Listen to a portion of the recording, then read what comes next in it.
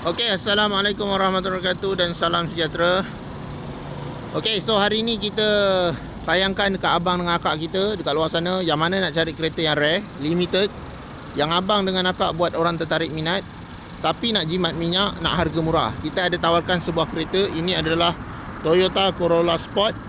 Untuk abang yang tak suka manual ataupun tak suka yang torque steer ataupun pick up kuat sangat, ini opsional terbaik untuk abang. Kereta ni dicipta untuk penyimpan minyak dan juga power.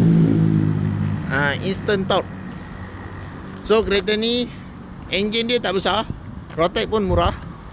Rotek baru RM70 sebab enjin dia 1.2. Apa yang abang dengan akak akan dapat dengan enjin 1.2 ni, boleh ke bawa segmen ni dalam kategori segmen C. Toyota Corolla Sport ni dalam segmen C. Boleh ke bawa kereta ni sebenarnya? Okey, enjin dia dipakai enjin berteknologi VVT-iW turbo. Dan enjin dia ni menghasilkan lebih kurang 118 PS dan juga torque sebesar 185 Nm torque. So consider torque dia kuat 185 Nm torque. Kalau dibandingkan abang beli Altis pun torque dia tak dapat itu torque tak dapat lah. Torque Altis tak silap saya dalam 17 something lah. Yang ni 185, besar sikit. Dan juga dia punya kedudukan dia pun, enjin dia pun abang dengan akak tak perlu fikir-fikir, cuma jaga radiator air saja. Sebab intercooler dia semua dipakai water cooler. So kat situ dah jimat banyak. Selain dari tu, rupa paras dia, kereta ni juga datang dengan teknologi Toyota Safety Sense 2.5 yang sama dengan generasi baru Toyota Alphard.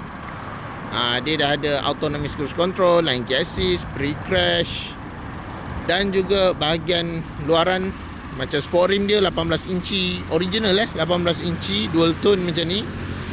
Tayar pun sport punya, kita pakai Kumho punya, tapi saiz dia sport lah. Saiz dia sebab dia lebar 225 40 R18. So tayar dia lebar, sport rim dia lebar. Dia memang gigit jalan lah, sedap lah main. Kereta ni pun instant torque sebab torque dia daripada 1500 rpm sehingga 4000 rpm. So memang tune lah. Bukan untuk performance kereta ni untuk user yang nak jimat minyak dan juga nak fun.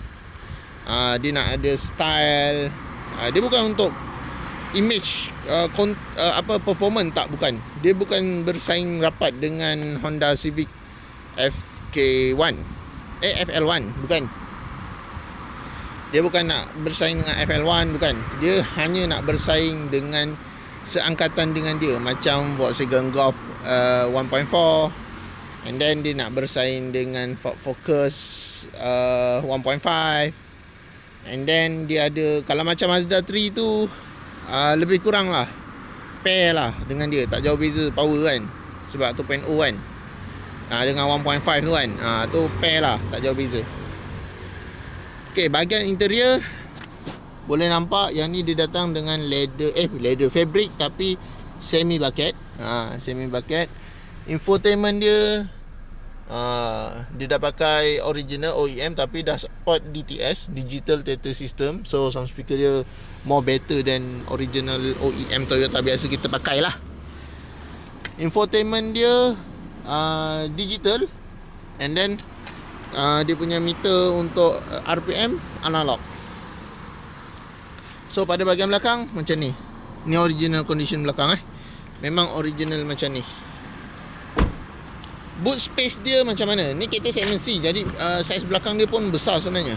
And then boot space dia pun besar sebab dia segmen C. Dia bukan segmen B. Dia bukan macam Yaris Malaysia jual tu, bukan. Dia tak sama. So yang ni dia punya bentuk lebih eksotik dan juga bentuk dia lebih potong angin sebenarnya. Bentuk dia cantik. Saya suka bentuk dia. Dia hatchback dia bukan liftback. Kalau macam FL1 tu dia liftback. Dia sedan yang diselopkan. Yang ni dalam kategori hatchback. Original pure hatchback lah. Sebab dia tak ada variant sedannya, dia ada S ataupun orang panggil wagon. So berminat, beli dengan saya, cari dengan saya. Berminat hubungi saya di 0177145604. Ingat record, ingat Nabil, cari record, cari Nabil. Pastikan grade original, mileage original dan duty dibayar penuh. So pastikan yang mencari kereta tu mesti cari kereta yang condition mantap. Okay, bye bye. Assalamualaikum.